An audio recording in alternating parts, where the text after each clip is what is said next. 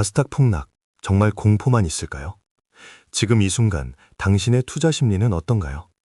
혹시 보유하신 ETF나 주식 계좌를 보며 깊은 한숨을 쉬고 계신가요? 많은 분들이 시장의 급락세에 불안감을 느끼며 과연 지금이 매도해야 할 시점인지 아니면 오히려 기회를 잡아야 할 때인지 깊은 고민에 빠져 계실 겁니다. 하지만 투자는 언제나 감정보다는 냉철한 분석을 필요로 합니다. 그래서 오늘 저는 여러분이 10분 안에 자신만의 기준으로 ETF 투자 여부를 판단할 수 있도록 데이터에 기반한 명확한 분석과 전략을 제시해드리고자 합니다. 이 혼란 속에서 우리는 과연 어떤 기회를 발견할 수 있을까요? 하락장 속에 숨겨진 기회, 과연 존재할까요? 많은 투자자들이 시장이 하락할 때 공포를 느끼지만 역설적이게도 위기는 곧 새로운 기회를 품고 있습니다. 특히 장기적인 관점에서 시장의 흐름을 읽는다면 지금의 조정기는 오히려 미래 수익을 위한 중요한 발판이 될 수 있습니다. 그렇다면 현재 나스닥은 정확히 어떤 상황일까요? 그리고 이 기회를 어떻게 현실로 만들 수 있을까요? 지금 투자를 망설이는 이유, 바로 그 두려움 때문입니다. 뉴스에서는 연일 금리 인상, 인플레이션, 그리고 경기 침체 우려를 쏟아내고 있습니다. 이런 상황에서 섣불리 투자했다가 손실을 더 키울까가 망설여지는 것이 당연합니다. 특히 초보 투자자일수록 이러한 불확실성은 더욱 크게 다가올 수밖에 없습니다. 모두가 두려워하는 이 하락세, 과연 얼마나 심각한 수준일까요? 객관적인 데이터는 무엇을 말해줄까요? 나스닥, 데이터로 본 현주소는 어떨까요? 현재 나스닥 종합지수는 연초 대비 상당한 폭의 하락을 기록하고 있습니다. 예를 들어 2022년 말 기준으로 나스닥 지수는 최고점 대비 30% 이상 하락한 모습을 보이기도 했습니다. 이러한 하락은 주로 높은 금리 환경에서 성장주의 가치 평가가 조정받고 경기 침체 우려가 반영된 결과로 분석됩니다. 하지만 중요한 것은 이 하락폭이 과거의 어떤 조정과 비교했을 때 유의미한 수준인지, 그리고 앞으로의 회복 가능성은 어느 정도인지 객관적인 지표를 통해 파악하는 것입니다. 우리는 과거의 경험을 통해 현재를 어떻게 해석할 수 있을까요? 과거에도 이런 하락장이 있었을까요? 그리고 그 후엔 어떤 일이 벌어졌을까요? 우리는 역사를 통해 미래를 배웁니다. 2000년대 초 닷컴 버블 붕괴 당시 나스닥은 80%에 달하는 엄청난 하락을 경험했습니다. 이후에도 2008년 글로벌 금융위기, 2018년 미중 무역 분쟁 등으로 인해 시장은 여러 차례 큰 조정을 겪었습니다. 하지만 놀랍게도 이러한 위기 이후 나스닥은 언제나 새로운 고점을 향해 나아갔습니다. 닷컴 버블 이후 10년 뒤 나스닥은 오히려 몇 배의 상승을 이루었죠. 이는 시장이 단기적인 충격에 흔들릴 수는 있지만 장기적으로는 혁신과 성장을 통해 회복하고 발전한다는 강력한 증거입니다. 그렇다면 지금의 하락장은 단순한 위기가 아닌 왜 기회로 해석될 수 있을까요?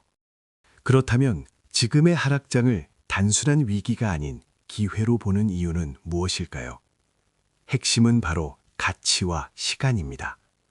기업의 본질적인 가치가 훼손되지 않았다면 시장의 일시적인 하락은 우량 자산을 할인된 가격에 매수할 수 있는 절호의 기회가 됩니다. 특히 혁신 기술 기업들이 모여있는 나스닥의 특성을 고려할 때 장기적으로는 기술 발전과 성장을 통해 꾸준히 가치를 창출할 가능성이 높습니다.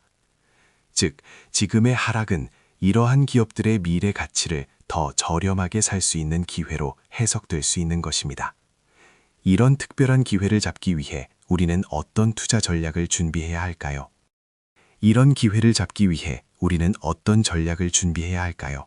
바로 장기 투자입니다. 단기적인 시장의 변동성에 일희일비하지 않고 긴 호흡으로 투자하는 것이 핵심입니다. 그리고 이러한 장기 투자를 위한 가장 효율적이고 안정적인 수단 중 하나가 바로 ETF, 특히 S&P 500과 같은 시장 지수를 추종하는 ETF입니다.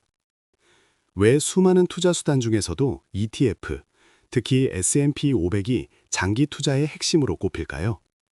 장기 투자의 핵심, ETF와 S&P 500은 어떤 의미일까요? ETF, 상장 지수 펀드는 여러 자산에 분산 투자하는 효과를 주어 개별 종목의 위험을 크게 줄여줍니다. 특히 S&P 500 지수를 추종하는 ETF는 미국을 대표하는 500개 대형 기업에 분산 투자하는 것이므로 개별 기업의 부실 위험보다는 미국 경제 전체의 성장 잠재력에 투자하는 것과 같습니다.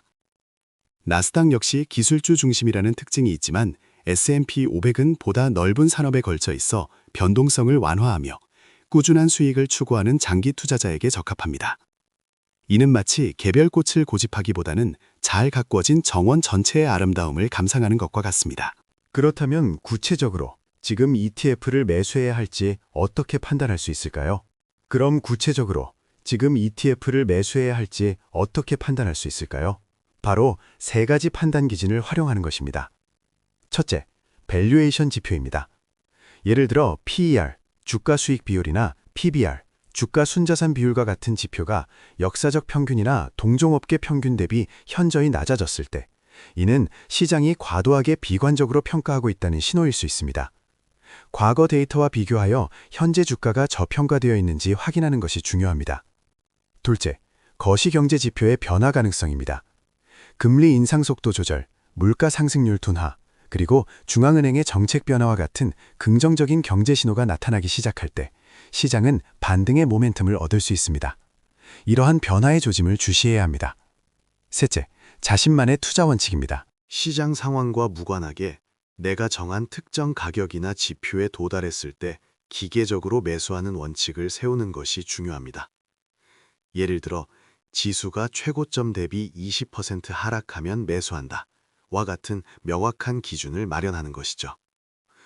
하지만 투자는 항상 위험을 동반하죠. 이 위험을 어떻게 관리해야 할까요?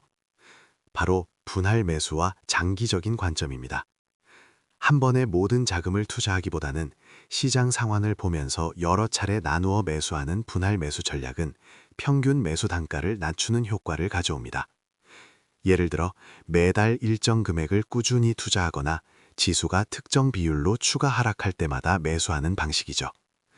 또한 앞서 살펴본 과거 사례처럼 단기적인 하락에 흔들리지 않고 10년, 20년 장기적인 관점에서 투자한다면 시장의 복원력과 성장성을 통해 충분히 수익을 얻을 수 있습니다. 투자 기간을 길게 가져갈수록 단기적인 변동성은 희석되고 장기적인 우상향 추세를 누릴 확률이 높아집니다. 결국 이 모든 투자 전략의 최종 목표는 무엇일까요? 바로 경제적 자유와 안정적인 자산 증식입니다. 단기적인 시장의 등락에 일희일비하지 않고 꾸준히 자산을 쌓아나가며 은퇴 후의 삶이나 원하는 목표를 달성하는 것입니다. 이를 위해 우리는 자신에게 맞는 투자 전략을 수립하고 꾸준히 실행하는 노력이 필요합니다. 시장의 큰 흐름을 읽고 자신만의 기준을 가지고 투자한다면 불안한 시장 속에서도 흔들림 없이 목표를 향해 나아갈 수 있을 겁니다. 지금 당신의 현명한 선택은 무엇일까요? 오늘 우리는 나스닥 하락장이 단순한 공포가 아닌 장기 투자자에게는 오히려 매력적인 기회가 될 수 있음을 데이터와 과거 사례를 통해 살펴보았습니다. ETF, 특히 S&P 500 기반 ETF의 장점과 함께 세 가지 구체적인 매수 판단 기준, 그리고 분할 매수와 같은 리스크 관리 전략까지 알아보았습니다. 이제 이 정보들을 바탕으로 어떤 결정을 내리실 건가요? 시장의 움직임에 대한 명확한 기준을 세우고 흔들림 없이 장기적인 관점에서 당신의 자산을 현명하게 키워나가시길 바랍니다.